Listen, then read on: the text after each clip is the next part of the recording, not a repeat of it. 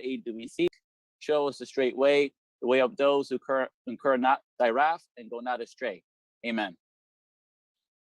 And with that, we would like to transition to the universal call of prayer, the adhan.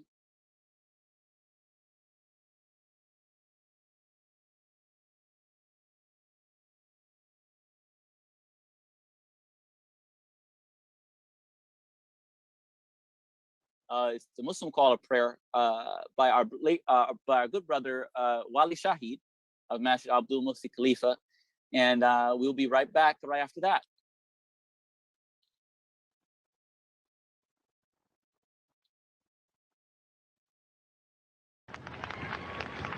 Bismillahir Rahmanir Rahim. In the name of God, the most gracious, most merciful, we summons you. Allahu Akbar, Allahu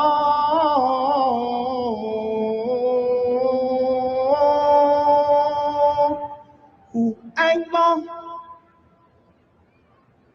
Allahu Akbar, Allahu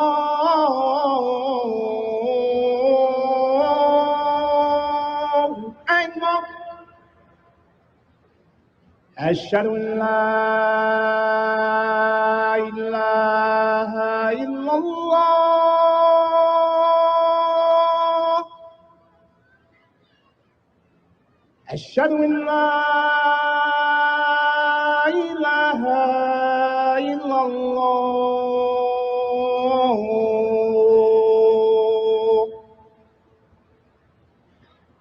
Ashhadu anna Muhammadan Rasulullah.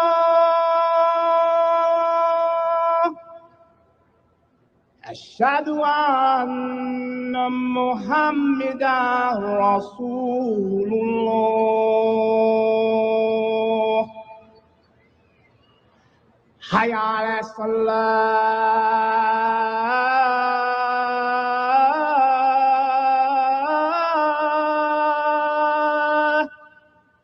Hayya ala salah.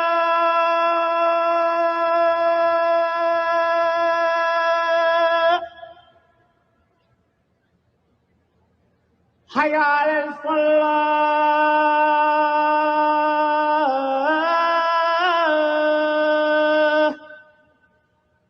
Hayya ala salah.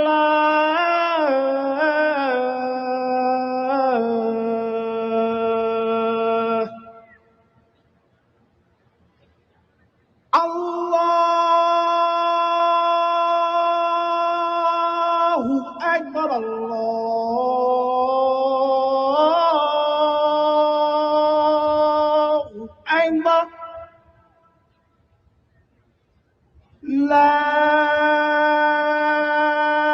ilaha illallah.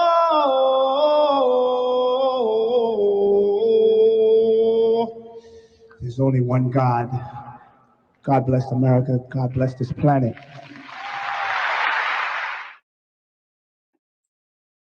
Yes, yes, yes.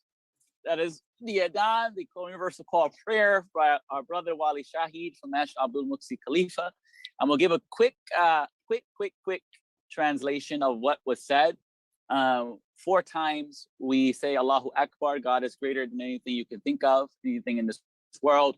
After that, we make the declaration that there's no God but Allah, the one true living creator, our creator.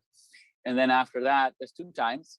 And then the next 2 times, we declare that Prophet Muhammad, prayers and blessings be upon him, is the last messenger of the last prophet sent by God. And then after that, we say that twice. And then we say twice, Hayya ala salah, which is to come to prayer. Stop what you're doing and come to prayer. And then that's 2 times, Hayya ala salah, come to success. So some translate this falah to mean come to cultivation. Falah has connection to farming. So a farmer cultivates. So we want to come to cultivation, come to success, come to cultivation. And then after that, we say God is greater 2 more times. And then lastly, we give again reverence to the fact that God is one. And that is the Adhan, the universal call to prayer that is said 5 times a day. At this point in the programming, I would like to first sincerely apologize for hearing background noise. I am driving at the same time, but I am being safe at the same time with you all. I was so excited. I could not miss this opportunity to be with you all today in this space. So I am here, we are here, and we would like to now transition the programming to some reflections on the video reflections of some captures of the Honorable Kiara Lubrick and Imam Warith Deen Mohammed. It's a short clip, and we'd like to cue that up to show the people, those who have taken the time out to be here today, some reflections of the past, and then we'll move forward in the programming to some other beautiful things that we have in store for everyone. So if we can cue up that video, that would be great. And sit back and enjoy some of these historical recollections. And then we'll get some more historical recollections a little later in the programming for some of our honorable friends in the community. We'll be right back.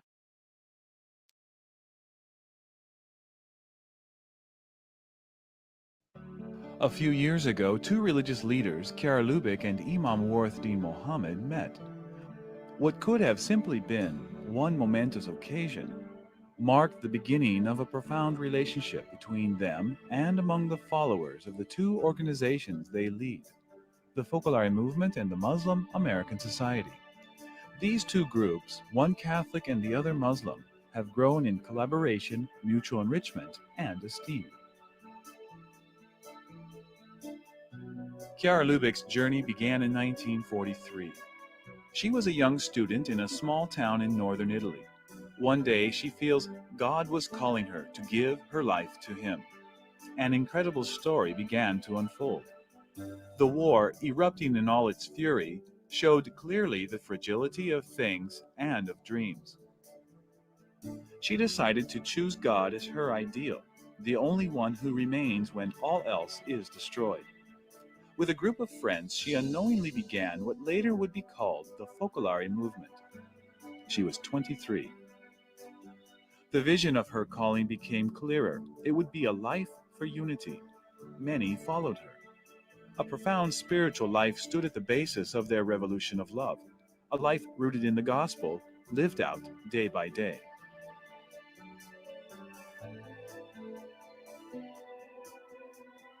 Imam Warith Deen Mohammed is the son of the Nation of Islam founder Elijah Muhammad. After his father's death in 1975, Warith Deen emerged as the nation's leader. He steered a steadfast course away from hatred and separatism, and moved instead toward a more traditional, mainstream interpretation of Islam. His group has now evolved into the Chicago-based Muslim American Society, which has grown over the years in both membership and number of mosques affiliated with the group. Imam Mohammed has also emerged as an important and influential voice for racial reconciliation in America, encouraging all to rally around a vision of community that transcends divisions.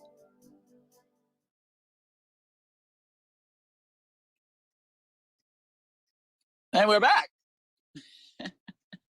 We're back. Thank you for sharing that. Shout out to our tech facilitators today on behind the scenes. So give them a round of applause. Shout out to the tech facilitators helping to make this happen. So this wouldn't happen without the team. And I'd like to bring now to everyone's attention some of the team members that we have who've been working on this project with not just myself, but the whole unit, the whole squad, the whole team. And if everyone can unmute yourselves, those who are on the team now, to introduce ourselves to the audience. We have Brother Mujahideen, we have Sasha, we have Sister Muslima, we have Sister Karen. You can unmute yourselves. We can introduce ourselves to the team, to the people. Greetings. Assalamu alaikum. Peace be unto you all. My name is Muhammad, Sister Muslima. All right. Yeah, we got Mujahideen, we have Sister Muslima, with Sister Sasha. Sister Sasha, you there? Sister Karen? All. Assalamu alaikum. And it's great to be here. I'm joining this wonderful event from Chicago, Illinois. Hello, everyone. Welcome. It's great to see everyone's faces. I'm Karen, and I'm joining in from Illinois as well. Nice. Again, I think at this portion we're going to do some shout outs from what I was told. Shout out some cities. We have a very broad base here of people who are tuned in. So, if you hear your city make some noise, you can come off mute, make some noise if you want to. So I've been told that we have Atlanta in the house. If ATL is in the house, you can unmute yourself and make some noise. Tell us you're here, ATL. You here? Hey, Armin. All right. There we go. All right, there we go. Atlanta's in the house. Okay. All right. Okay, we have Atlanta in the house. H-Town. I hear Houston is in the house. H-Town. Where's Houston at? Houston here? Where's Houston at? Houston on mic. If Houston is there, shout out to H-Town. Make some noise for our Houston. That's Houston right there? Okay. Shout out to Houston. Okay, we have Houston in the house. I heard we also have St. Louis in the house. St. Louis, the land of the Golden Arches, the Golden Arch. St. Louis in the house. Make some noise, St. Louis. St. Louis. Okay. We got St. Louis. And also shout out to our beloved community in Indianapolis, Indiana. Michael. Yeah, there we go. There we go. I like that energy. There we go. I like that. Shout out to Imam Mikhail Sahir. We have a message from Imam Mikhail Sahir. Can we cue that up for the audience, please? Message from Imam Mikhail Sahir from Indianapolis. Assalamu alaikum and ciao. We are gathered today for a special day. Looking forward to another 25 years. We thank Allah for Imam Muhammad and Kira Lubik bringing us together. Amen. Amen. Thank you, Imam Mikhail Sahir. That's a message from our good friend, Imam Mikhail Sahir of Indianapolis, Indiana. Who else we have? We have Ohio. Ohio's in the house? Ohio? Ohio? Where's Ohio? Ohio is here. Columbus, Ohio. Okay. Wa alaikum assalam. Peace. Ohio's in the check-in. Okay. I hear international. We have some international friends. International. Is Italy in the house? Italy, make some noise. Italy is here. Yes, we are here. Hi. All right. Peace. Our friends in everyone. Okay. Italy's in the house. I heard Ireland. Ireland is in the house. Ireland. Where's Ireland at? Make some noise. It's from Ireland. Ireland's in the house? You have anybody from Ireland? Yeah, right here. Okay. All right. You got the Ireland in the house. All right. I heard Norway. Wow. Norway's in the house. Norway. We have our friends in Norway. Anyone know Norway? Okay. All right. Shout out to Norway. And shout out to everyone that in the United States who are listening, and in Canada, and in any other place that we did not mention. Shout out to everybody. We thank you all. We appreciate everyone for tuning in. Oh, New Jersey. Yes. New Jersey. Okay. Pittsburgh. I was born in New York. Oh, yes, Pittsburgh. Michigan. Pennsylvania. I hear Pennsylvania. I hear Pittsburgh. Jersey. Chicago. Florida. Okay, they're coming in hard. Wisconsin. Wisconsin. Look, there's Florence. Massachusetts. Okay, all right. Massachusetts. New York. Amen. All right. Amen, New York. Straight from Harlem. Oh, Harlem. We can't forget the Mecca. Harlem, New York. Can't forget the Mecca where it took place. Shout out to Harlem, man. It all started. Plainfield. Chicago. Yes. Chicago, the Windy City. Yes. The cigarette guy. From Italy. Yeah, I love the energy. From Italy, Rome. Excellent. We have everyone tuned in. I think, guys, we have a great audience today. We have a great audience today, man. Plainfield, New Jersey. Oh yes, shout out to Plainfield. Yes. Westfield, Indiana. Okay, they're coming hard. They're letting us know where they're at. Okay, Mount so Vernon, they New keep York. going. They keep going, man. Someone said Mount Vernon. Colorado here. Oh man, Denver. We have Mount Vernon. I'm hearing. Oh man, they keep coming, man. All right. Field. Hyde Park, New York. Hyde Park. Hyde Park. Yes. Lafayette, Indiana. Lafayette, Indiana. Okay. Shout out to Lafayette. Westfield, All right. Indiana. Westfield, Indiana. Okay, Indiana's in the house, heavy. All right, Jersey, Indiana. We have everybody. We have everybody. So shout out to everybody. We appreciate everybody. Chicago, everyone. We appreciate, love you all. We appreciate Hi, you all. Alice. They keep coming, man. Oh man, I'm excited. Everyone's excited. This is good. Where we at? Where we at? We have what is excitement? Where we at? Williamsboro, New Jersey. Oh, Williamsboro, New Jersey. Yes, Williamsboro, New Jersey. Shout out to New Jersey. Washington, D.C. Okay, the nation's capital. Okay, got the nation's capital in the house. I like that. Boston. Austin, Vancouver, Texas. Canada. Oh man, beautiful, beautiful. This is beautiful. This is really San beautiful. Antonio, Texas. Shout out to San All Antonio, right. Texas. I hear you. I hear you. I hear you. Coming in strong. Harrisburg, Pennsylvania. Harrisburg, PA. I hear you. The capital. Capital. Another capital coming in. Okay, I hear y'all. Oak Brook, Illinois. Atlantic City, New Jersey. Oh man, AC in the house. AC in the house. Okay, very good. Very good. Very good. Exciting, man. Okay. Very good. So we have fun with the shout outs. In Pennsylvania. Okay, okay. We're gonna get to the more shout outs a little later in the program, but we must transition our program now. We must transition. What are we transitioning to? Des Moines, Iowa. Well, thank you everyone for the shout outs. It's great to hear where everyone's at. We'd like to just continue on with the program. So we respectfully ask if you can just mute your Zoom, and we'll continue on. So we're going to hear now from Margaret Karam, and she is the president of the Focolare Movement. She was elected earlier this year in January. And for those of you who are unfamiliar with Margaret, she is actually from Israel, where she grew up and has always lived a life dedicated to dialogue with different religions. So we're going to cue up the video right now and hear her regards for us today.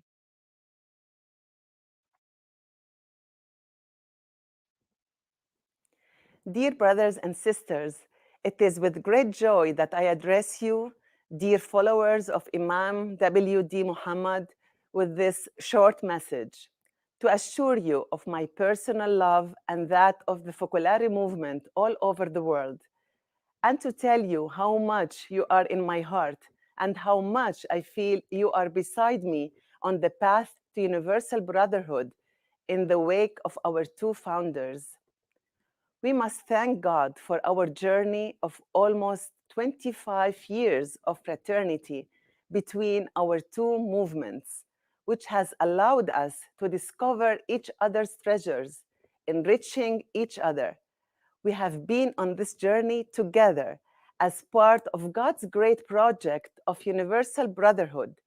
It has brought us together as protagonists in your mosques, in our centers, and in international conferences.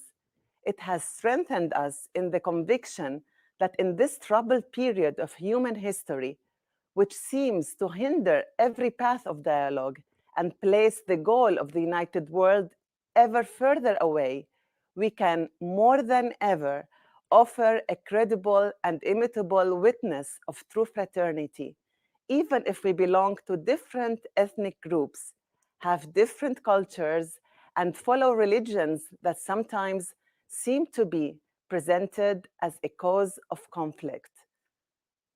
We know that this path has not always been easy.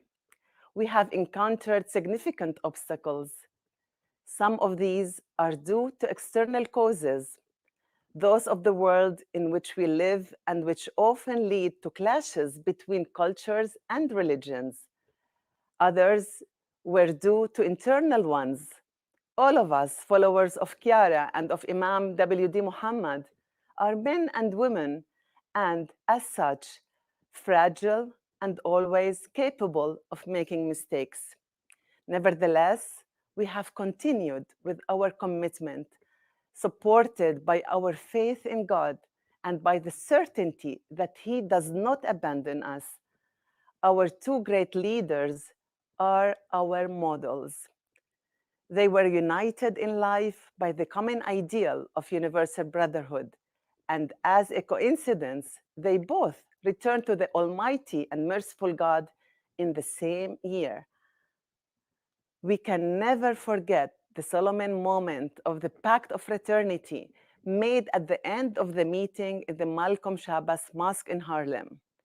Kiara then proposed to Imam W.D. Mohammed to make a pact on the name of the one God, to work together for peace and unity. His response was immediate. He said, "The pact is made forever. May God be my witness. You are my sister, and I am your friend, and I will always help you. I hope that many of my people join the movement and help it." It is along this path that we have traveled together in all these years, guided and enlightened by the testimony of our two founders. We have formed a stream that flows into the great river, where many companions scattered all over the world, Muslims and Christians, but also Hindus, Buddhists, Sikhs, Jews, Zoroastrians, and many others, join us in the commitment to universal brotherhood.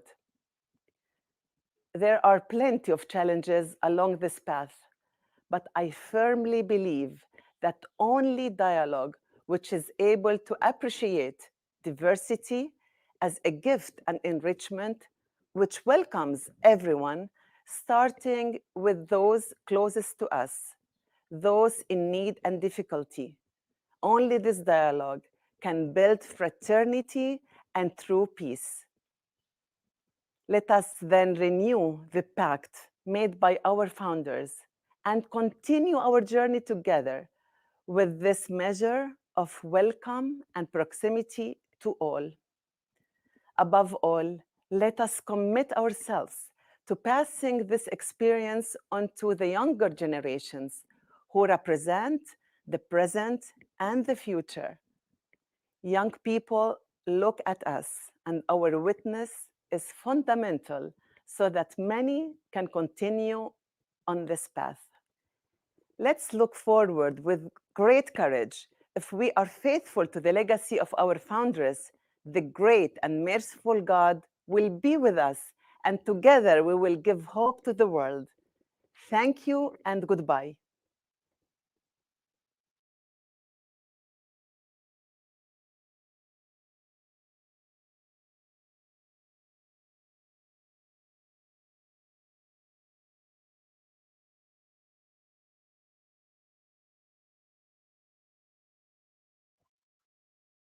Next up, I think we have Mujahideen, who's going to transition us into reflections from many important pillars from our community through the years.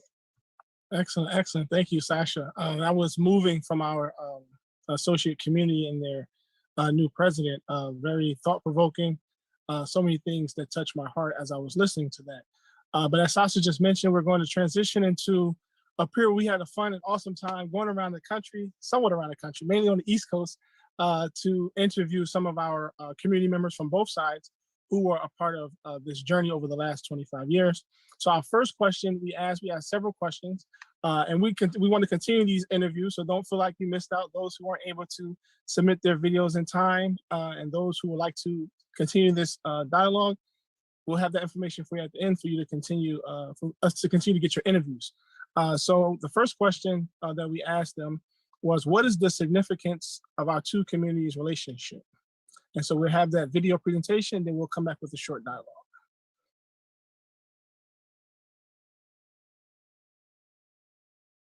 So our first encounter with Focolare was in 1996.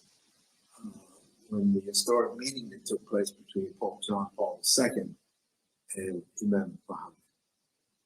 I happened to be part of that 5-man delegation that accompanied him. And he was established via Cardinal Keeler. Again, played a major role in solidifying this meeting with Pope John Paul II. And so we were in Rome for about a week and a half, meeting with various officials in the Catholic hierarchy. And one night there was a dinner that was hosted by another lay group in Rome that feeds like 3,000 to 5,000 people a day. And there was some people that were standing behind us. They were just smiling at us and smiling at us. And my late brother, Pastor Nancy, he said, these are the Focolare. And that was the first encounter that we had with the Focolare, person to person. And we asked him, man, what he thought. You know, he said, I would like for us to establish a relationship with this group of people because they exhibit and work together because of the love that they have for God and the love that they have for one another. And so that is the beginning. We did not formally meet with them until 1998. That meeting took place here. I showed you the first picture outside with Julian Sabatini and Sherry Silva, who were the co-directors of Focolare North America. That happened when we first met with them. One of the things that we did was to start meeting with Focolare throughout the year. I think the significance, one, is that Imam Muhammad, for me personally, one of his goals worked. So he said that we needed to get to know this group, not just for, getting understanding of their religion or being able to feel comfortable in this interfaith space, but also because they had the face of our oppressors. And that he felt this was going to help us to go through that healing. And I'll tell you, hands down, for me, I'm not, this is going to be very blunt, but I wasn't feeling what he told me at first privately what we were going to do. I'm like, why are we getting ready to do this? I mean, I probably use the term, why we getting ready to do this with these white folks? I would, now that I've come through that and that I've grown in many ways, I would not even call them white because that is not a true name. But I did not understand why we were doing this particular thing with European Americans or people of European ancestry. And it was just because of my hardcore, because of where we came from. And, he said it was going to be good for us. And Imam Muhammad is my leader on this earth because I follow the Prophet Muhammad. And he's also my daddy. And so I said, okay, I got you. And at that time, he was my employer too. So it's like, boss leader. Right, you better get with the program, baby. But yeah, so I did it. And I literally, my heart opened in DC. When Lady Kiara, she talked about, and she named the number, it was 100 and something times that the Quran mentions love. I didn't even know that. And so now I was open. And that's what she says, you come to the space open.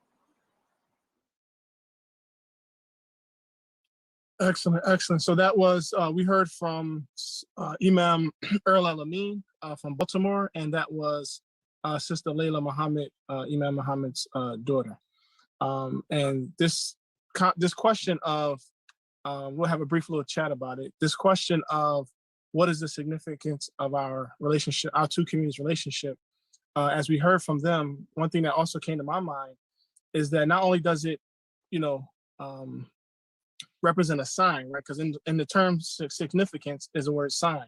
So not only is it a sign, an instructive sign for us to look at, but it's also for us for something to implement, right? So if we follow a sign, consequently we become a sign. And so that's some of the lessons that I gathered from the significance of our two relationships.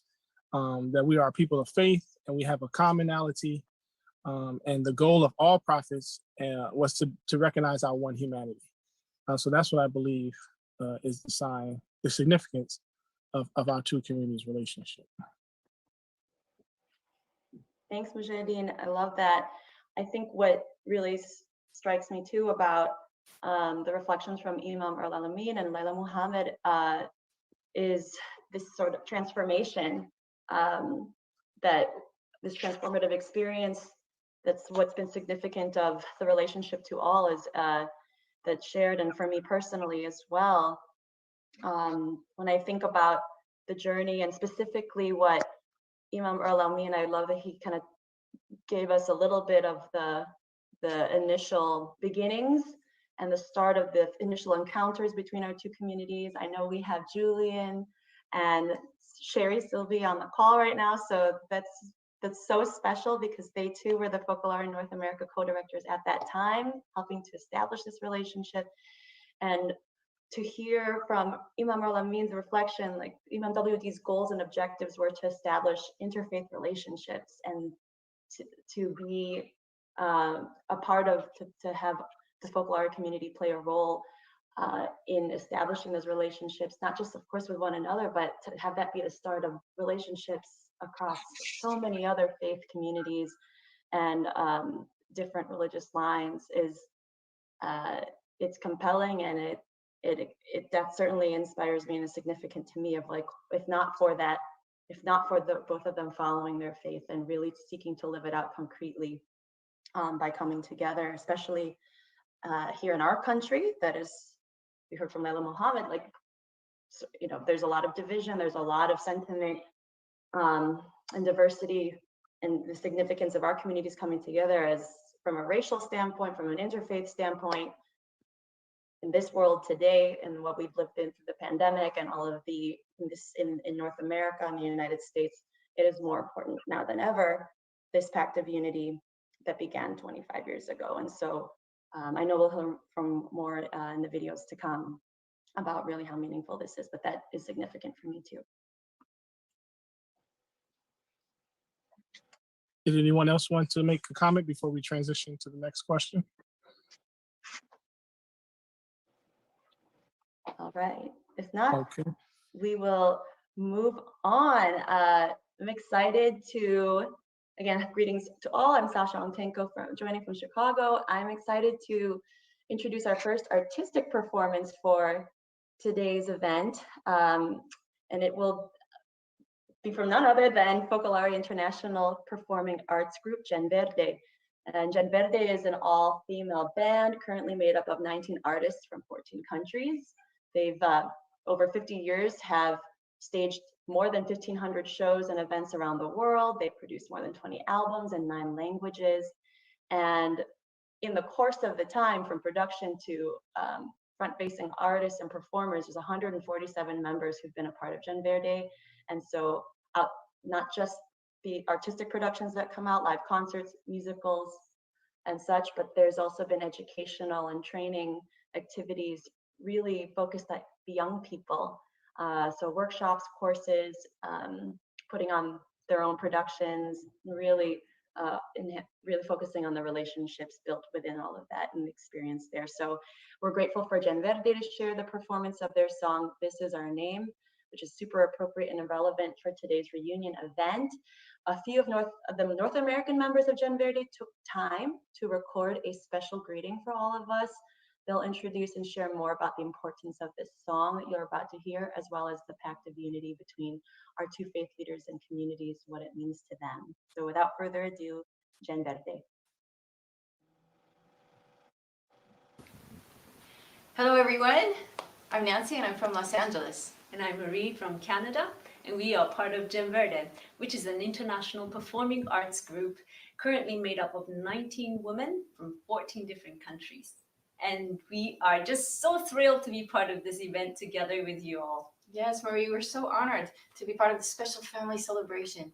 We fondly remember when a few years ago, some of you from the community of W.D. Mohammed came to visit in Lopiano, where we live in Italy, and we had such a wonderful time together. So since then, we've always been hoping to have the chance to spend more time with you. So when we received the invitation to be part of this program, we were just so delighted. And we know that today you'll be talking about how to move forward together and embracing many challenges that we have to face today.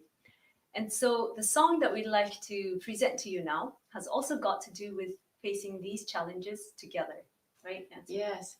And in fact, as I'm sure many of you have experienced, sometimes we have to have the courage to stand up for what we believe is right in order to defend those who are victims of prejudice and intolerance.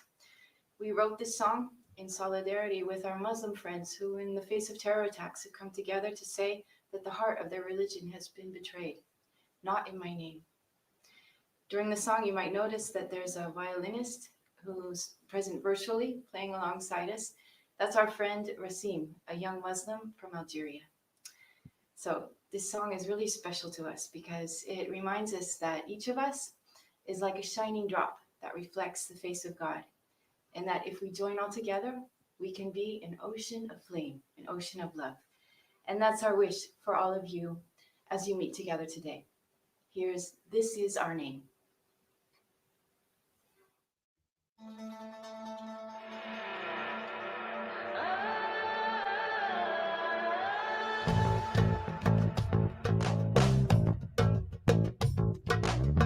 From the earth, I hear a cry, shattered dreams, a desolate why. A mother weeps for her children. We look on in disbelief, shedding tears of anger and grief. Can there be hope for tomorrow? As the world plays selfish games, sowing terror, death, and rage, no faith must take the blame. Not in my name, not in my name. Love is to me, love is to me. I have seen the power of tears. I know love is stronger than fear. I won't let hatred win over. I believe justice can win. I believe peace starts from within, with truth and mercy and kindness. Others may not understand, yet this choice is who I am. I shall not be ashamed. This is my name. This is my name.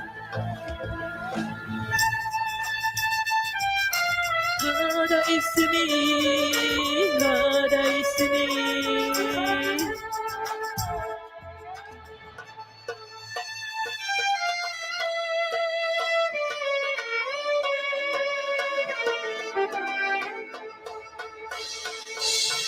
Oh God, make us alive, help us strive for all that is right. Shine like stars in the darkness. Guide us on the path of peace. In your mercy, set us free. Dispel the mist of illusion. Each of us a gleaming drum that reflects the face of God. Millions of us join as one. Ocean of flame, ocean of love. Ocean of flame, this is our name.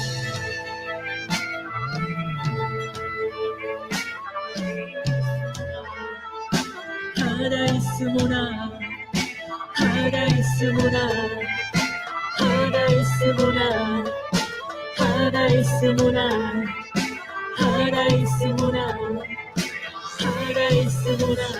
Each of us a gleaming color that reflects the face of God. Billions of us will join us one. Ocean of colors, ocean of colors, ocean of flame. This is our land.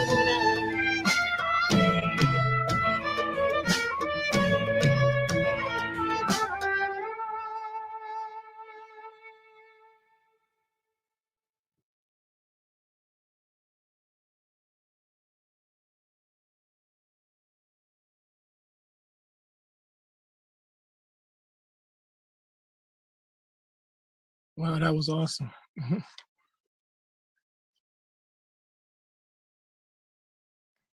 believe it's my section now. So hello, everyone.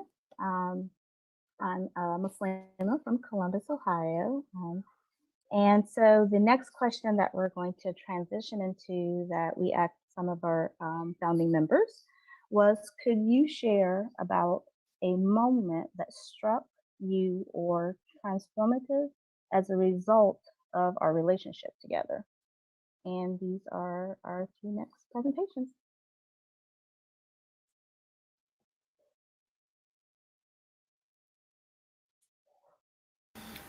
The most transformative moment for me was my trip to Rome in 2002 with 81 fellow Muslims from all over the country.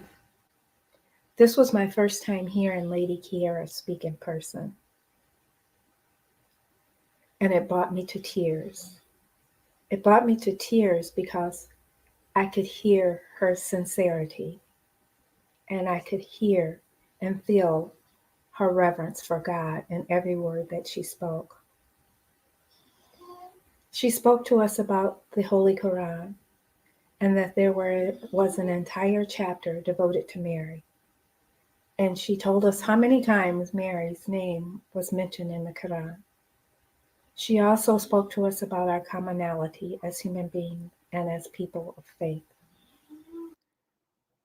A nice episode that I like to remember is at the end of the day in May 1907, when we came out of the meeting. Hundreds of us descended upon the New York subway, and it's safe to say that the subway in New York is not usually a place of great joy and fellowship and friendship.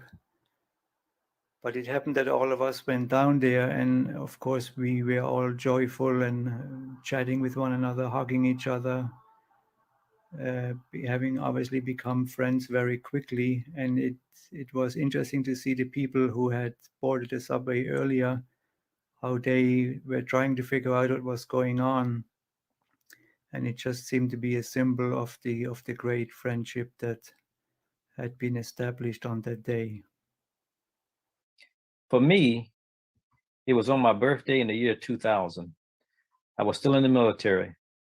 I attended the largest gathering of our two communities, which occurred in Washington, D.C. What struck me more than anything, while sitting and conversing with the followers of the Blessed Lady Kiara Lubrick, seeing and hearing from her, their leader, when she spoke, just being in there. I mean, there was an environment, there was an atmosphere of unity, amidst the diversity, an atmosphere of sincerity, an atmosphere of love and genuineness. And I hadn't experienced that with other communities before. And I began to see myself with them and see them as extended family. And really, when I left there, and since that time, my personal relationships with members of the Focolare, or shall I say my Folklore family, they've been maintained and they have been strengthened, actually.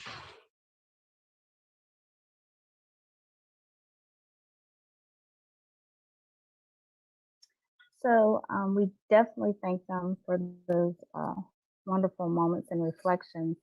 And as we watched those videos, I thought of one to share myself.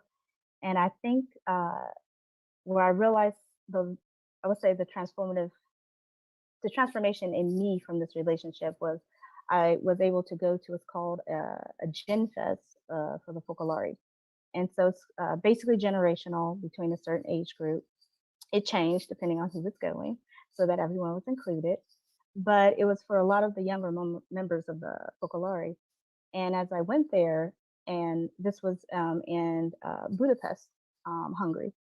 So being there and meeting so many people from different places and the mutual idea that we were there in a sense just to support each other from all different religious backgrounds, of course, from everywhere, literally from all over the world, every continent.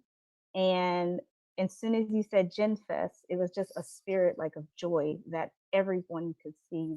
The people in Budapest are a little more stern, but they were very welcoming and kind. But when they would see us smiling and laughing, like for these few days we were there, by the end they were like waving at us, and it's like, why are these people all so happy? But they were just like, they could feel that spirit that we had at that time. And I met so many people there that the feeling was that I knew them even before I came there, which for some people it wasn't the case. But that to me was one of the most transformative moments in this relationship that we have had that has basically become, I would say, a global family. So did anyone else maybe have a reflection based on that question?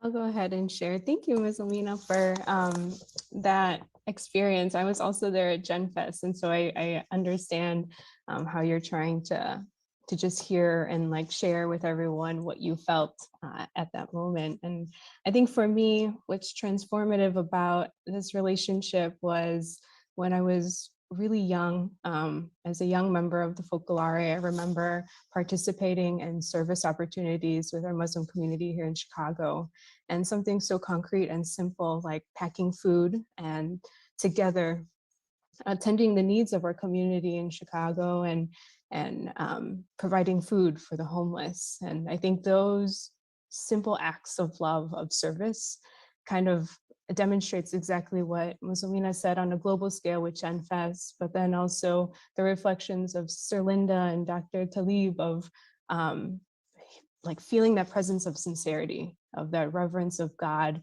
within the interactions with other people.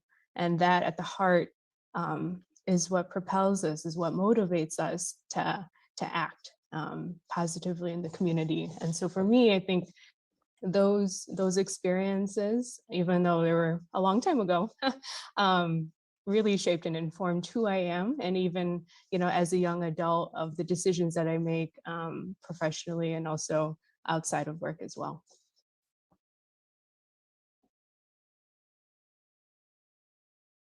Love it.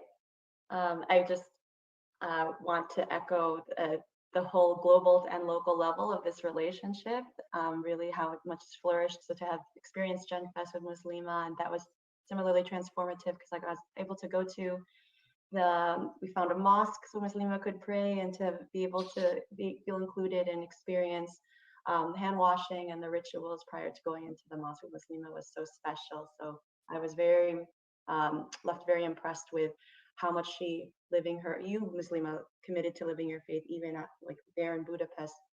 The commitment really inspired me in being able to better live out mine as a raised Catholic and member of the Focolare from such a young age. And similar with Karen, to engage in the activities in Chicago at the Ephraim Bahar Cultural Center, our community here, concretely social works and building relationships is so special. Before I transition us into the next question, I want to open it up, make sure anyone in our Fireside Next Now group wants to share.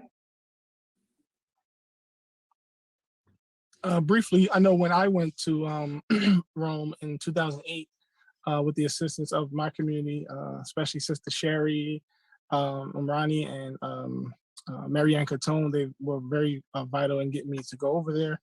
And one of the cardinals over there, and in the dialogue we were having, it was a Muslim representative speaking about mercy in our religion, and then it was a Christian representative speaking about mercy from their text. And one of the things that he mentioned is that we have to transition, we have to do more than just have a dialogue of words. We have to have a dialogue of work. And so as we've been over these last several months, working together, taking this, sharing it to the next generation, we're actually living that out as well. So that's very transformative for me. I love that transformative moment and the way you describe dialogue of works, Mujahideen. And our hope is that this event spearheads us and really inspires the next generation, those of us joining on that call today who's of that next generation, to continue forward, not just in relationship and commitment, but really through concrete works. So amen to that. At this time, I want to transition us to the next question in our program today, which really gets at the heart of dialogue to me, which is if authentic and productive, dialogue would be a mutual learning experience. And so we'll hear again from Imam Amin, Gary Randall, and Dr. Talib Sharif on the topic of what have you learned about the other community through our relationship?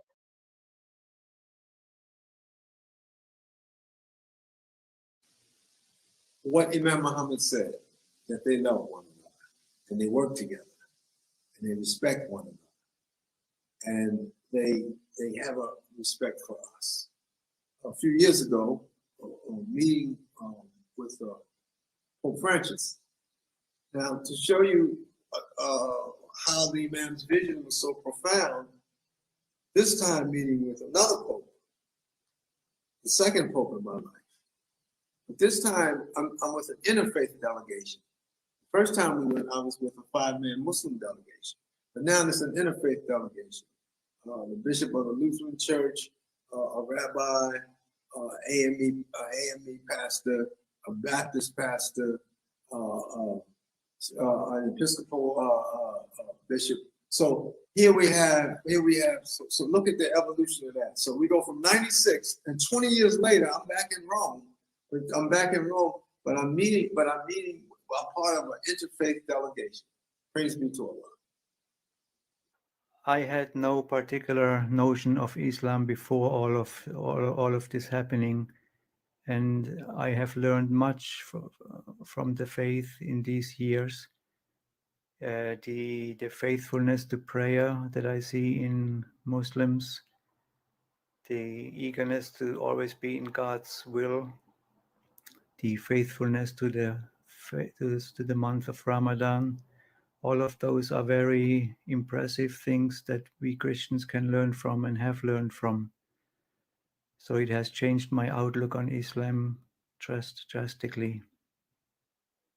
I've learned that the Folklore community, it proves that they truly love God, that they are committed to seeing humanity as one family under God, that they practice the best of their religious teachings, and that they are proponents of giving and spreading the type of universal love that's expressed to the new life that comes from the mother's womb.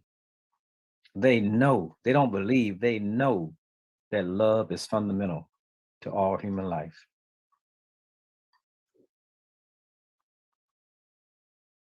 All right. I think this question, like I said, just feels significant to me because if we're going back to dialogue being a mutual learning experience, if it's sincere dialogue, I believe that we can connect and engage with someone who maybe practices their faith differently or lives out their personal values in an alternative way from our own, or ways that are less familiar. But ideally through dialogue, the hope and goal is to establish at least a sense of acceptance, right, about those differences. But I really ideally, like best case, I think, scenario, which in the 20 plus years of our relationship, 25 years of our relationship, I feel it's gone beyond just acceptance, where we heard that. For me, what struck me about the 3 reflections just now is the theme of respect. There is it's not just acceptance, but actual respect for the other's approach, beliefs, ideas. We recognize the common ground that we have, and then really see the beauty of the ways that we take, that common ground and diverge into diversity in terms of, in this case, like the way we show reverence for God and live out our values. And so even if we wouldn't choose the same way that we practice, or even if we might disagree, there's a respect. And that is what's inspired me so much, and what I've learned so much about dialogue over the course of the years from this relationship. So I want to open up the floor to my fellow team members. Yeah, when you said values, right? And though we have shared values, we might express it different. I think about our clothes, right? When people, wear different clothes, the function of the clothes is to keep you warm in case of winter, or to keep you cool in case of summer. But how you show your clothes, how you rock your clothes, whatever your style is, it brings about another variation of clothes. And so same thing with our faith, right? So like I heard Sister Layla, when she mentioned about, how Lady Kiara, she mentioned how many times I think love or mercy was mentioned in the Quran, right? So it's like other people study the religion and they get whatever they have an interest in, and it becomes a source of information. Whereas I might be a follower of the religion, but I might not be that attentive. And so being with other people of faith who are studious, it makes me more studious.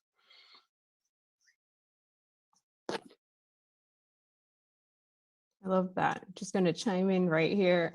For me, on a personal level, I feel like I've learned a lot, and even just, I like what you said, like the approach of how do you engage. I think for me, the idea of like tolerance has evolved over time, and it started not just to tolerate other people from a distance, but then like the engagement with the Muslim community in Chicago specifically helped me to also understand that it's not enough to just tolerate and accept, right? But to engage and to encounter. And that takes a willingness to move forward, move beyond yourself. And at times it could be uncomfortable, at times it could be challenging, and there's no roadmap.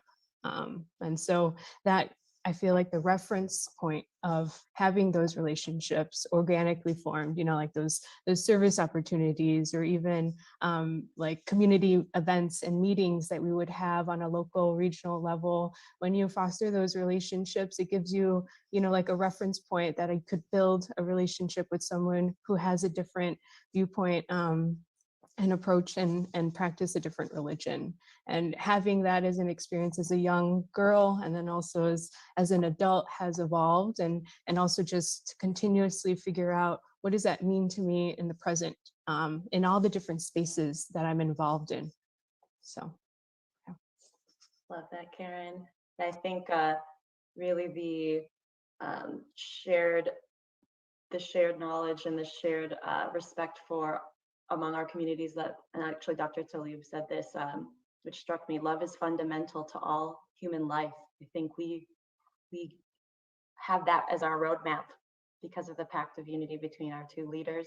They believe that and recognize that love is our common denominator and expressed in scripture, and it's our conduit to community with one another. And so while we might not have that roadmap in certain situations, we can always go back to this reference of love and loving our neighbor, concretely loving God and our neighbor. And I'm grateful to our leaders for showing us the way.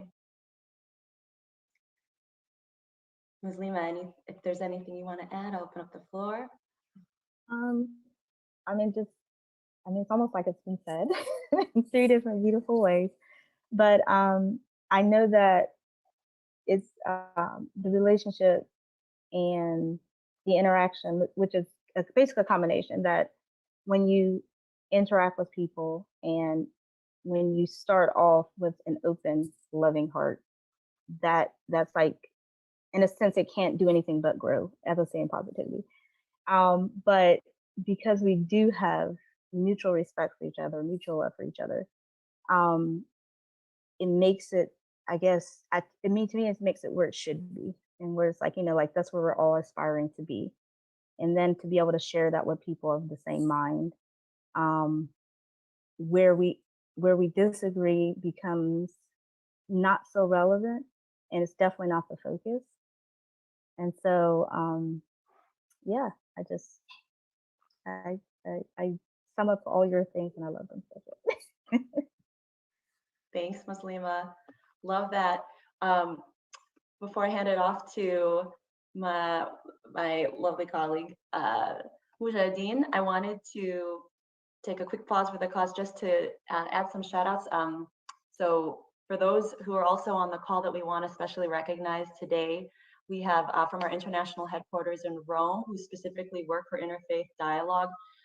We have Antonio Salimbeni, who's co-director of the Interreligious Dialogue Center of the Folklore out in Rome, as well as Martin Ngafu and Robert Signor. So it's great to have you. Thank you. And in addition, we want to also say a big hello to a group of Jewish friends who are on our call, who have joined us from Pennsylvania. So we are truly interfaith today. Thank you for joining the family reunion. Mujahideen, off to you. Thank you, thank you. So next we're going to show a creative reenactment with some of our youth from both communities. All of them not on there. We still have some more youth that have submitted some renditions. So we're going to actually, once we finish up the total package, we'll have a nice little package we'll post for you all afterwards. But right now we do have a little creative rendition of the Unity Pact.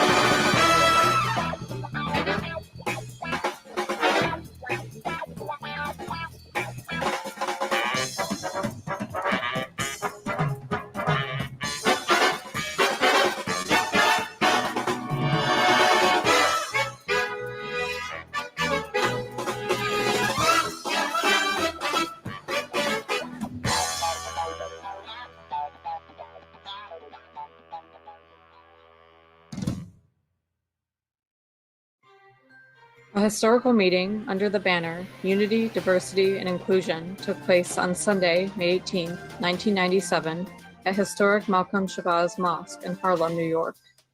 Imam Isaac L.M. Pasha, resident Imam, hosted the event. Although both Imam W.D. Mohammed and Lady Kiara Lubick had communicated through their associates and personal correspondence, this day was most significant because it marked the first time Imam W.D. Mohammed and the Honorable Kiara Lubick would meet in person. The mosque filled up, with the overflow crowd from the Musalla filling the remainder of the building, including the classrooms of the Clara Mohammed School, the Malcolm Shabazz Central Cultural Center, and even onto the sidewalk and streets of Harlem. Before seeing some footage of the event, let's hear about the beautiful relationship between the two leaders. Once Imam W.D. Mohammed spoke about his relationship with Kiara. Here's what he said. From the first time I got acquainted with her, I was convinced that she was a person that God had given us. My meeting her benefits my associates who also share this responsibility that I have to present Al-Islam in the right way.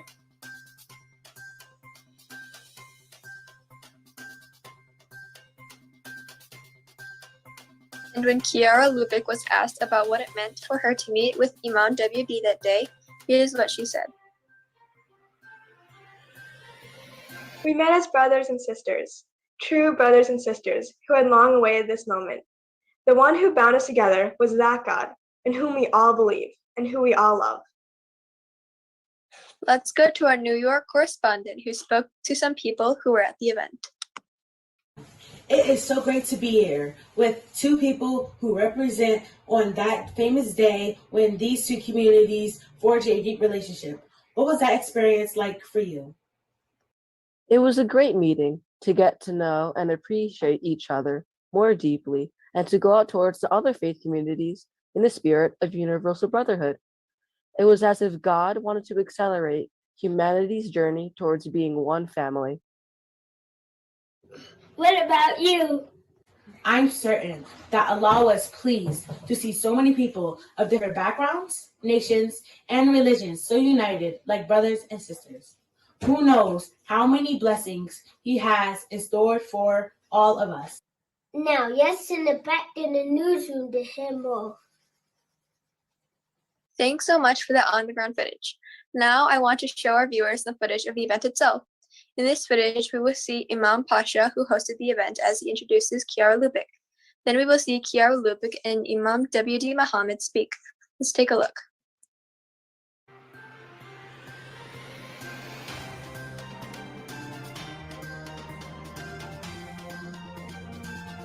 Praise be to God. Bismillah, alhamdulillah. We are here together as one human family with our leader, the Muslim American spokesman for human salvation, Imam Warith Deen Mohammed, and his guests and our guests as the host masjid here, Miss Kiara Lubrick.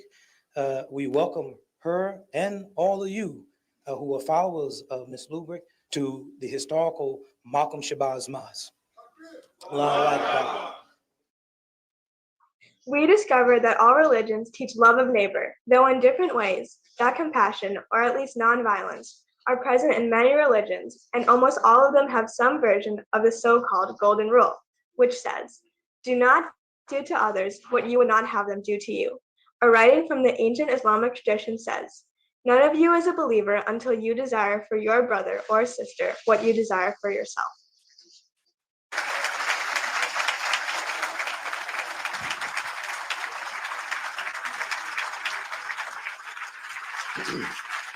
We are very happy and pleased that filling our hearts have been blessed to be here to witness the address to this gathering here in Harlem, New York, by a very special creation of God.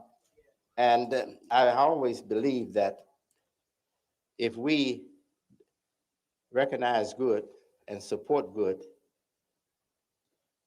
we can get nothing but good from it. So this idea that is in the Focolare movement is something that our souls, our human souls, knows, our soul knows that, and our soul wants that. Our souls are hungering for that. And for that reason, I have embraced them as my friends, and I admire them greatly, and I believe in their movement, and I consider myself a person who's open to their influences. I'm not closed. I'm open to their influence. It's a great day for us. And let me tell you something. History is being made here in Harlem, New York, right here in Harlem. Thank you very much. And we welcome this great lady, and we will keep her in our hearts. Assalamu alaikum.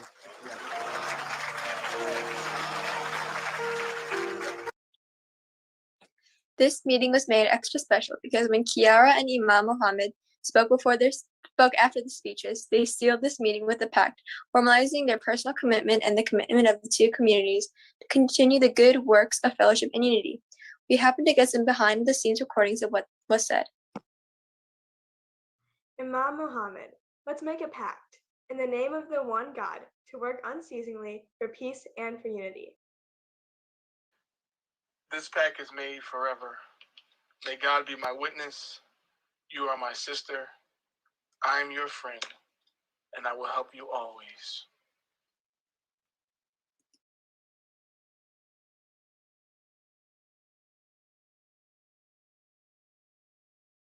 Bravo, bravo, expressions. All right. That was from our youth. As you can see, they were into character, right? And as we said, we have some other youth that have submitted also. So again, we're going to put together a complete compilation of that reenactment, and we'll have that available for you all in a near date.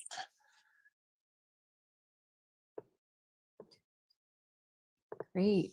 So moving along with the program, I think it's awesome to see the youth stay involved, and also in this virtual space where we're not able to probably meet in person. It's wonderful to see that, you know, they take the time to do this for us, and to be also part and present in our program today. So we just have 2 more questions for the interviews. And for the next question, we're gonna talk about, how do you own the Pact of Unity? And what does that mean to you, and how does it affect your life today?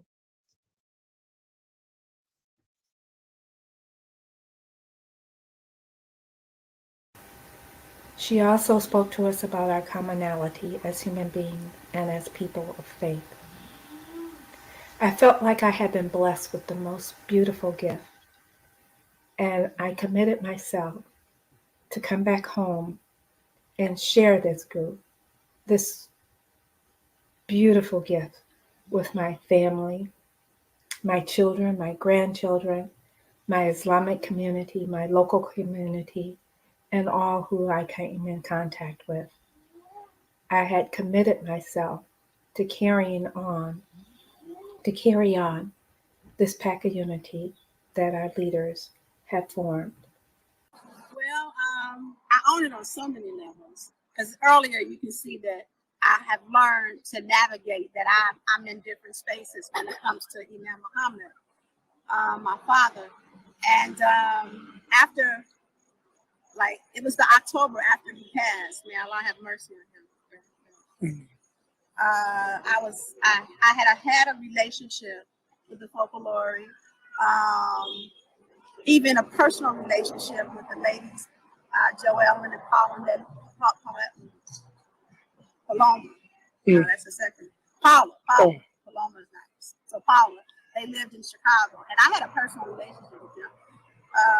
We had gotten so close where we would ask each other to pray for specifics that was going on in our personal life, you know. And I even told my sons, who were young men at that time, and you know, young men then and now, African American in Chicago, it could be a problem. So I told them, I said, this is where the house is. You go there if you ever need to. And we had gotten that close.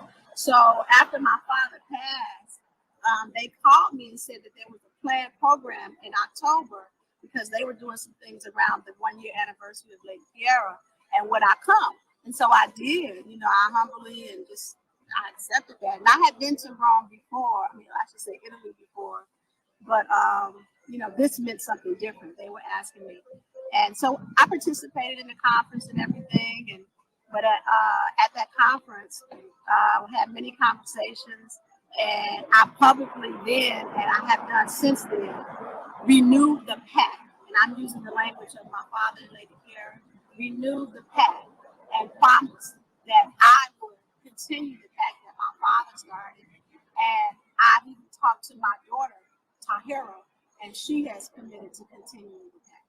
So it is really, it doesn't, you know, a day or months don't pass and I'm not thinking and doing something consciously to keep that word.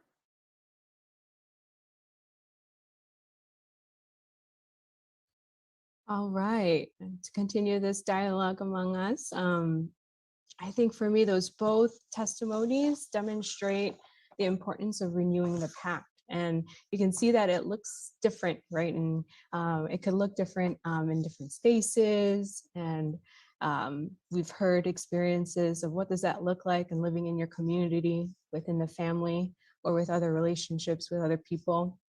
And so, at least for me, this renewing of the pact and how it affects me, I think recently, is just trying to have more courage to bring my whole self and my whole identity in spaces that traditionally don't really have space or room for faith and religion. So I think an obvious one for me is at work, you know, a professional setting, Sometimes you think it's a taboo to talk about what you do, outside of work. And a lot of my activities tend to be, faith-oriented activities. And over the years, I've become more comfortable in taking those elements that I've learned, not only from the Focolare movement, but within engaging within the community here in Illinois, of how to have like courage and approach it in a way that's respectful for all people. And I think it's important, to just bring your whole self. And so for me, that renewing of the Pact is like a continuation of how do I go beyond myself, but not just within the spaces where it may feel comfortable to talk about religion, but then also those spaces, to uplift and to use my voice when necessary. So just going to open it up to other people if they want to share how the Pact has affected their lives.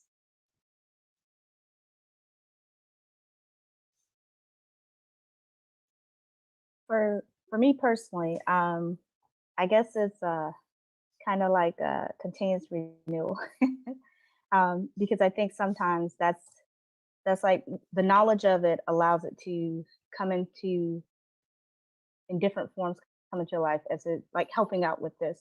Be willing to engage again. It's like, even though like the pandemic has affected us all in different ways, but that soon as you push out like, hey, we need help, and it's like, that's to me like renewing the Pact. Like you go forward and say, yes, I'm gonna help, I'm gonna do what I can. And it helps me, I think, too, when I'm speaking to people, which is that I'm able to give that as an example, the relationship that has been formed. And through that, it's like, and they're always surprised, people are always surprised, and it's still a little strange to me, but because I've lived this for so long, it's not surprising to me, but it's always a surprise to me, the people's response. And it's like, for how long? Like some question of that level. But I think for me, I renew it each time I speak about our relationship, or whenever there's something that's needed, however I can help, like I'm willing to do that. So I think there's different ways, or I should say that the Pact can be renewed on small levels. And for me, it's remembering, having the Pact in mind. It comes back when I'm doing just basic things, conversations and everything. And so it becomes like a part of your life. And I think for me, that definitely won't ever change. Yeah, it's definitely a real thing, right? And so like, as I hear you all speak about it, and then thinking about how you engage with other people who, as Karen said, might not be comfortable with talking about religion just in general because of a lot of the misrepresentations of different faiths, right? So they just erase all of religion together. And so here we are, a group of two communities striving to be excellent in our individual faiths, and then we're coming together to express the unity of religion, right? And so that's a beautiful thing. I know one experience I had, especially in, I guess that was, right after 9/11. I mean, I was a senior, and I was actually there in 97 as well. Of course, a young guy, but to be able to witness, I mean, one thing Sister Layla said, I'll end it like this. One thing Sister Layla said in regards to, and also I think Sasha mentioned it too, like in this culture that we're in, there's one brother put it like this, when you go out to eat, you see salt and pepper, right? Black and white. And that's like this culture, why we call, a coat of many colors, or, a melting pot with all these different flavors. It still seems to narrow down to black and white, right? And so when you see a white person, you normally think of the negative things. And it might be the same for those who are white. If they see a black person, they think of the negative things. But when you're able to see black and white and be colorless, not negating the color, but coming to seeing the excellence of each other in your color, right? So it combats the misinformation and disinformation that's in media and in TV, and that saturates this culture. So it's definitely something that's heavy, that we have to, ask God to give us the insight to even see this as a blessing, right? Because everybody doesn't see it as a blessing. Everybody is not like, it seems artificial, but as we've been expressing it, this is what it is to us. So that's how I think about renewing the pact, seeing it on a bigger level, but as well as in our everyday situation. I really incredible contributions from everyone. I've really little to add other than amplifying the idea that really I renew the pact, I feel, and the pact was so significant to me. Every time I encounter and connect with someone who is very visibly where I'm feeling uncomfortable, but I think I go at those experiences or those moments with a curiosity, and I am so grateful to the Pact of Unity that was modeled for me when, like Mujahideen said, in '97, when I was a younger person, I had this example modeled for me. I had, when 9/11 hit, then thereafter, there's so much in the media, I look back and I feel so, I remember very almost viscerally like how much I trusted my own experience of what I had with our Muslim community and our relationship versus what I was seeing in the media. And so I think I just bring that, I carry that in current moments today, professionally, personally, out in community, in my neighborhood or at work, when I'm engaging with others who are different or who are going through experiences that I can't necessarily fully relate to, or when we talk about religion. So topics that are so polarizing today. So that is how the pact has impacted me. I believe these two people realized that we are really one people, living on one planet, which we have to take care of, praying to one God. I think they realized that we are all one. Thank you for that. So full. I think we have our master of ceremony back. Is the Imam Bilal back on the scene? Yes, I am. A little bit. Yes, we're going to go into question number 5. There's been a great dialogue so far. We're going to hear from our panelists, those who you've seen so far present to you in these recordings. The question on what do you hope for the next generation? And we're going to hear from all the panelists, and then we'll be right back with discussion.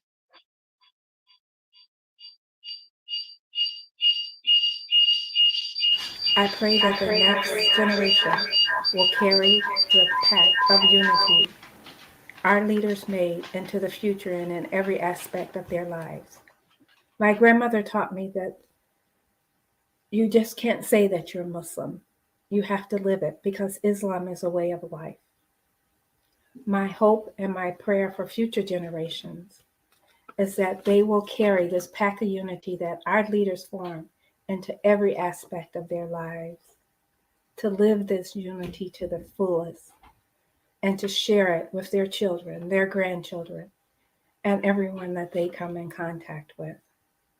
Because this has been such a beautiful gift from God, given to us by our leaders, Imam Warith Deen Mohammed and Lady Kiara. What I hope for the next generation is to take it. It's like running the marathon or running the relay race. I'm handing the baton off to you all because I feel confident that you all can exceed. Each generation is supposed to improve upon the one that precedes it. And I see already signs that a lot of the young people in our community are doing some great things. It might not look like what it looked like 25, 30, 40 years ago, and it's not supposed to look like that. Change takes place. Change doesn't look like the same thing.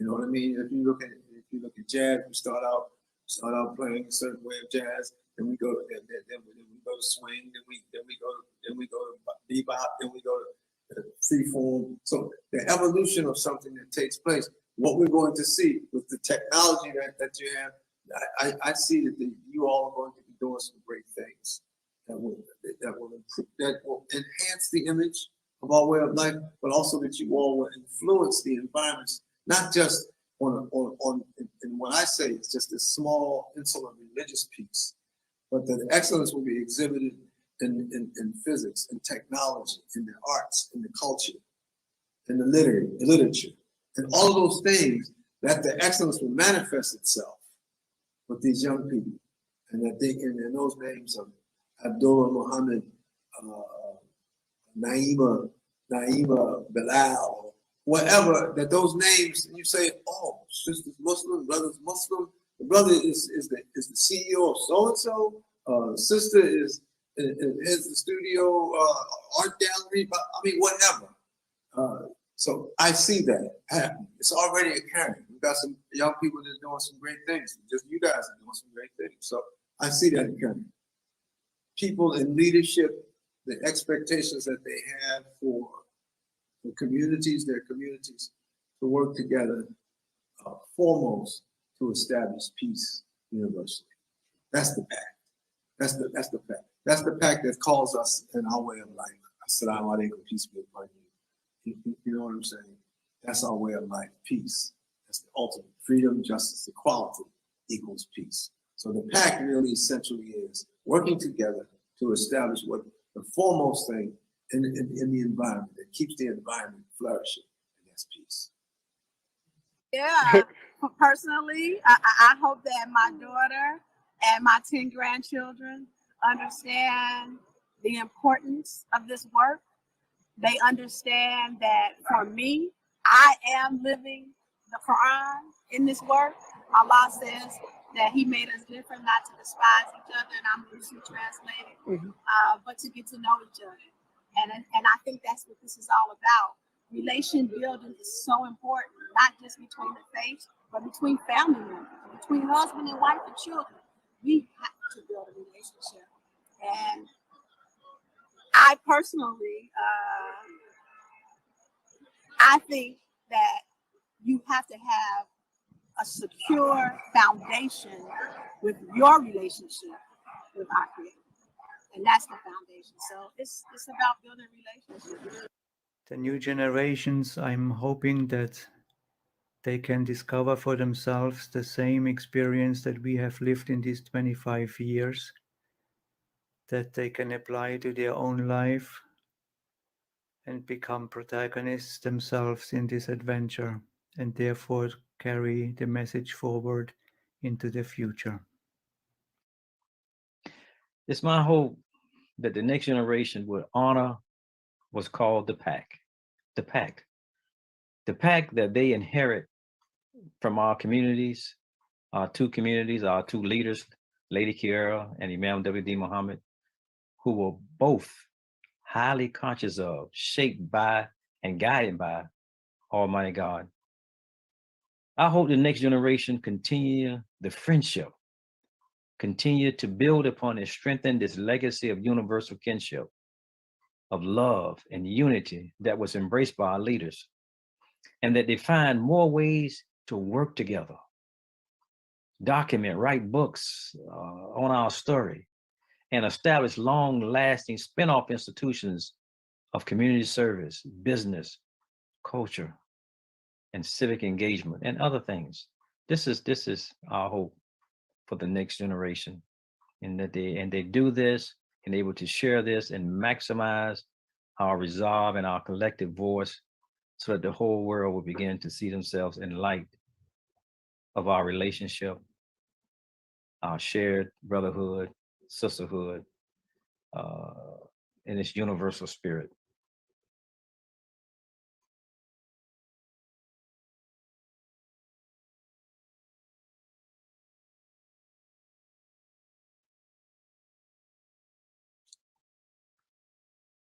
Awesome, awesome. We're back. We're with the team. That was our final question that we asked our former. We call them. They call us Generation Next. So our former generation, but you all are still here with us. Any discussion around the next generation, which we are, but then I have children. Sister March has children. Others of us who are on this team, the young youth that you saw. the next generation? What do you all see for the next generation? I think for me, for the next generation, I think this pact is so significant, and the relationship that has been built across two communities internationally and locally. I see the next generation, ours included, and our kids to follow, really having this be normalized for them, encountering diversity and connecting with someone who is different from themselves is something that they seek out, and that's something that creates fear, where there's a hunger and a tendency to want to continue to build unity and solidarity, and just have that be a way of life. The way for us, we learned about it from our leaders, lived it out, but I see a world where it's just that is life. Like for our younger generation, that will just be such a involuntary, natural thing for them to live and go out and do, and the world needs it so badly. So I see the next generation really being the torchbearers of that way of life.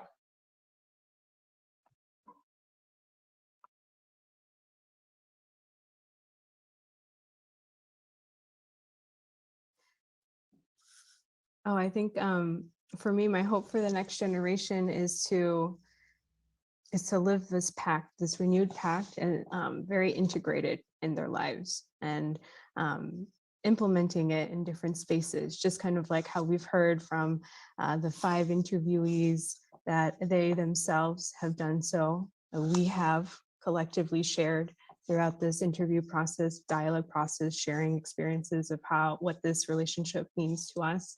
And so for this next generation, I think that integrating what that pact means personally for them, and then just going out and living it. And it may look different, from one person to another, but that's also the beauty. And especially nowadays when we hear,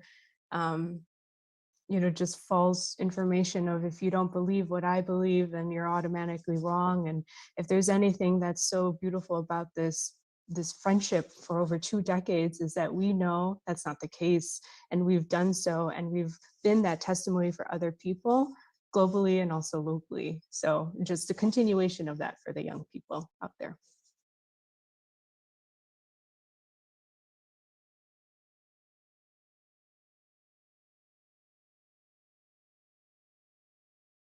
Okay, I think we might have come to the finish line. We had a nice, I used to run cross country, so we had a nice little run. We are coming to the end of our programming. We thank you all, for those of you who have joined and stayed the whole time, and those of you on YouTube, on New Freedom Exchange, on Facebook. Thank you all for joining us on the other platforms. Share, like, and subscribe, as we like to say. Those of you in attendance here, I think we may have one more presentation as we close out. Can we confirm that? Which one are we going with? I think we're going to share some closing remarks from Imam Mohammed at the Vatican. Mm-hmm.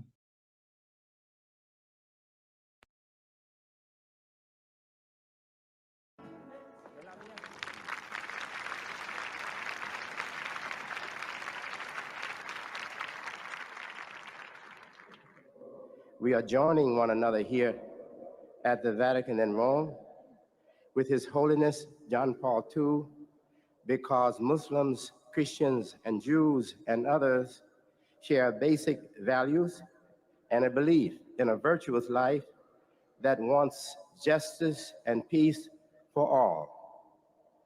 We cannot but look for opportunities for religions to meet, and by sincere discussion, come to a better knowledge of each other. God has given us the requirements that we have to meet for a life of faith in Him. And when we meet these conditions, we do have peace. There are many convincing signs everywhere. Those with open eyes, belief, and faith will see them and hear them, will hear the sounds everywhere that goodness is on the rise. We're living in a time of revival of the true life that God put into the human souls when He created the first person, God has made things different, human beings too, because God wants unity to progress. The diversity is to provide the unity with legs, with wheels, with movement for more progress. God said he had made us humanly different by color, by nationality, to encourage us to walk together and get acquainted with each other, to have peace and unity. We thank His Holiness John Paul II for making this opportunity possible.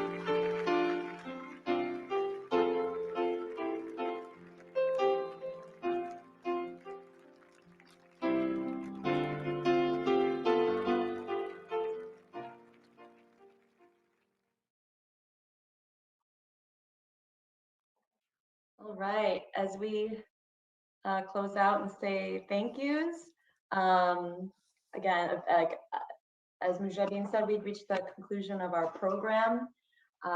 We want to really share our generosity, our gracious and generous thank yous for the entire team that came together to pull off this family reunion. It has been such an experience of unity building in and of itself, and of living out of the pact among us as we've collaborated among two communities to produce this. To those in the background, I know Sister Marsha's back there, Kate O'Brien, Trixie Rillo, so thank you so much. Also, much gratitude to our former generation, our initial generation, Gen 1, who really brought us here today, the interviews that were submitted and your presence here on the call today. I see Linda Lamine and others on the call. So anyone else on our here on the panel that wants to shout out some thank yous, and then we'll wrap with a song that I'll introduce. Yes, just like to thank everyone for coming out this afternoon, spending some time reminiscing and remembering and enjoying the pact that was made 25 years ago. This is just the beginning of our celebration of this reenactment and our continued relationship and renewing our relationship and moving forward towards making progress for humanity. So definitely thank you all for tuning in. We appreciate it, and we look forward to seeing you all in the near future. Awesome. So as we close out, we'll hear a song, and then we'll open up the chat and really make it family reunion style so everyone can greet each other. We will experience now an artistic work, an original work by Brother Daniel Mujahid from Detroit, Michigan. His song, Now We Breathe in the Unity, features the Be the Unity in Your Community Band, as well as bassist Dr. Marion Hayden with the University of Michigan Ensemble Education, and Mr. Sean Dobbins, percussion instructor at Indiana University School of Music. We're listening to we'll hear the third movement of a 3-movement composition. It features flutist Camila Furqan and the 2-time Grammy-nominated children's group, the Alphabet Rockers. So we got some future artists in the house who will be gracing us today with this original composition. Without further ado, Now We Breathe in the Unity.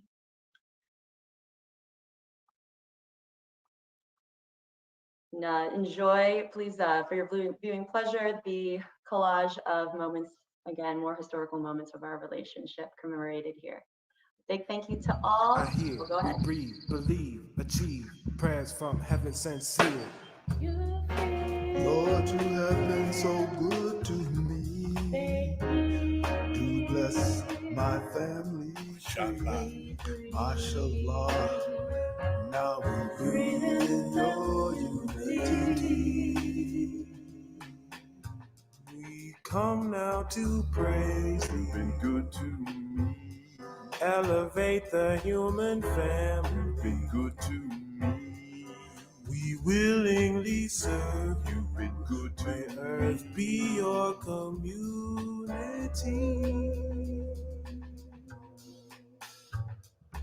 Purify their hearts, yes. Send your grace and tenderness, love and peace of unity, divine success.